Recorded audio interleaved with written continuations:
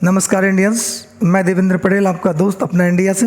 दोस्तों, आप सब स्वस्थ और अच्छे होंगे, ये ऐसी मैं कामना और उम्मीद करता हूं। दोस्तों, आज हम ज्योति मौर्य एसडीएम और उनके प्रेमी मनीष दुबे और आलोक मौर्य, जो कि एसडीएम ज्योति मौर्य के पति हैं, जिनका जीवन इस समय काफ़ी कष्ट में चल रहा है, जीवन में संकट है, जो कि अपनी पत्नी ज्योति मौर्य के बेवफाई के चलते ऐसा उनके जीवन में घटित हुआ है, जो काफ़ी परेशान है। लेकिन वह एक बहादुर और संघर्षशील व्यक्ति हैं, जिन्होंने ज्योति मौर्य के मैटर को और मनीष दुबे आईपीएस के मैटर को पूरी जनता के सामने रखा और आज कानूनी लड़ाई के दायरे से गुजर रहे हैं।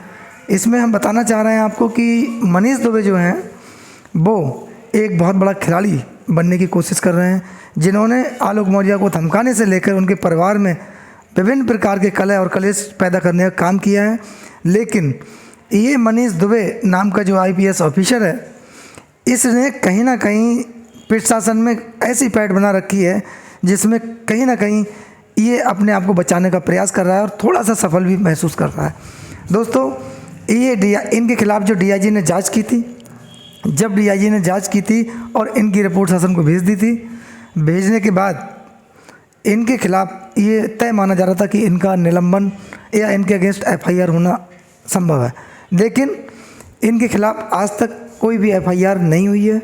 ये एक विचारणीय विषय है। लेकिन ज्योति मौर्य अब जिनके खिलाफ जांच बैठ गई है और नियुक्ति विभाग ने जांच प्रयागराज कमिश्नर को दी है। प्रयागराज कमिश्नर ने 3 सदस्यीय टीम बनाकर और जांच कमेटी को सख्त से जांच करने और सही जांच करने के उपरांत अति शीघ्र जांच रिपोर्ट पेश करने का आदेश दिया है, जिसमें ज्योति मौर्य को नोटिस जारी हुआ है और उनसे उनकी संपत्ति के बारे में, उनके बैंक खातों के बारे में, उनकी गाड़ियों के बारे में, उनका किस से कहाँ कॉन्टैक्ट था, इसके बारे में जानकारी मांगी गई है।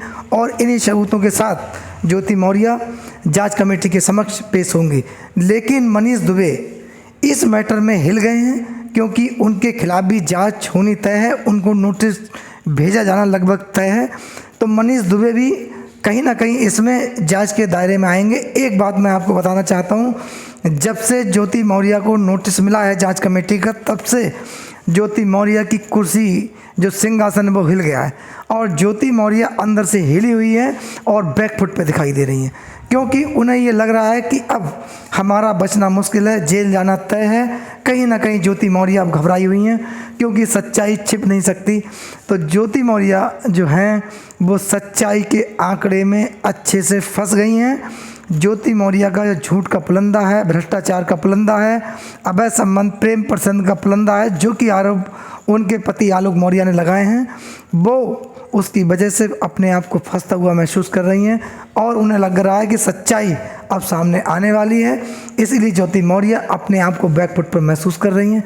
दोस्तों, लेकिन मनीष दुबे इसमें अब भी एक शातिर खिलाड़ी की तरह चाल चलने का प्रयास कर रहा है। उन्होंने ज्योति मौर्य को तो बिल्कुल यूज़ एंड थ्रो करने वाला काम किया ही है, क्योंकि ज्योति मौर्य की धन संपत्ति, दुनियादारी, मान सम्मान के साथ उन्होंने जो खिलवाड़ किया है वो पूरे देश के सामने, पूरी जनता के सामने कहीं छुपा नहीं है। ऐसा हम और आप सबको जानकारी में लगभग है। लेकिन एक चीज़ और है, अब मनीष दुबे भी ये सोच रहे हैं, अगर ज्योति मौर्य के अगेंस्ट कार्रवाई हुई, यानी कि जांच एविडेंस में जो दिए गए हैं, जांच में सही पाए गए और एविडेंस में सत्ता पाई गई, तो ज्योति मौर्य का निलंबन, एफआईआर और उसके बाद बर्खास्तगी तक हो सकती है। इसमें कोई किसी को संदेह होने वाली बात नहीं है। लेकिन अब ज्योति मौर्य एक सामाजिक स्तर पर भी अपने आप को बहुत गिरा हुआ समाज में फील कर रहे हैं, क्योंकि ज्योति मौर्य के ससुराल पक्ष के काफ़ी लोगों के बयान उनके अगेंस्ट आ चुके हैं। उन लोगों को उन्होंने जनता के सामने सच्चाई रखी है। इनके मायके के कुछ लोगों के भी बयान आए हैं, ऐसा मीडिया में देखा गया है। लेकिन जहां बरेली जिला के सेमी खेड़ा शुगर मिल में ज्योति मौर्य एक डीएम पद पर तैनात थी, वहाँ तक इसकी खनक पहुँच गई है। ज्योति मौर्य अब वहाँ पर उन्होंने कितना पद पर रहते हुए भ्रष्टाचार किया है, वहाँ से भी कुछ जानकारी मिल रही है। क्योंकि प्रतापगढ़ में जो आलोक मौर्य चतुर्थ श्रेणी कर्मचारी के रूप पर तैनात हैं। वहाँ उन्होंने सेमी खेड़ा जाकर बरेली की चीनी मिल में जाकर वहाँ पर भी उनके बारे में पूछताछ की है। तो आलोक मौर्य इस प्रकरण में काफ़ी साक्ष्य जुटाने में सफल हुए हैं। जहाँ जहाँ ज्योति मौर्य अपने पद पर पोस्टेड रही हैं वहाँ पर उन्होंने कितना करप्शन किया है, कितना भ्रष्टाचार किया है।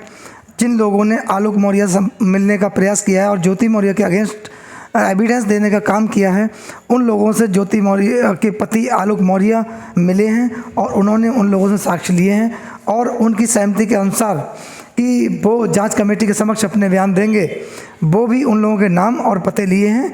ऐसा कुछ प्रकाश में आया है। कुछ नज़दीकी लोगों ने बताया है कि ज्योति मौर्य के पति आलोक मौर्य उन लोगों के नाम भी जांच कमेटी के सामने सबमिट करेंगे और बताएंगे ताकि जांच कमेटी उन लोगों के भी बयान ले सके। तब अभी ऐसा प्रतीत होने लगा है कि लड़ाई आलोक मौर्य की नहीं बल्कि देश की आम जनता भी इस लड़ाई में कूदती हुई महसूस हो रही है। लेकिन दोस्तों, मैं एक बात आपको क्लियर कर दूं कि अब इस प्रकरण में जब से नियुक्ति विभाग ने जांच बिठाई है तब से इसमें आग तो लग गई है और अच्छों का सिंहासन हिल गया है। मनीष दुबे भी अपने आप को हिला हुआ महसूस कर रहे हैं। ज्योति मौर्य तो काफ़ी घबराहट में है और बैकफुट पर हैं। ज्योति मौर्य सोच रही हैं कि अब लगभग ये मान लीजिए कि ज्योति मौर्य ये महसूस कर रही हैं कि मेरे खिलाफ FIR, मुझे जेल जाना भी पड़ सकता है, FIR भी हो सकती है और मैं इसमें बर्खास्त भी हो सकती हूँ।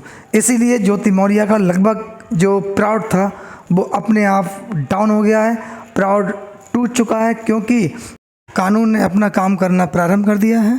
दोषियों के खिलाफ कड़ी से कड़ी कार्रवाई होगी, दोषी सजा के पात्र होंगे। दोस्तों, YouTube के माध्यम से मैं आपसे निवेदन करता हूं कि भ्रष्ट अधिकारियों के खिलाफ उच्च अधिकारियों को शिकायत दें, जिससे कि हमारा देश भ्रष्टाचार मुक्त हो सके। धन्यवाद। जय हिंद।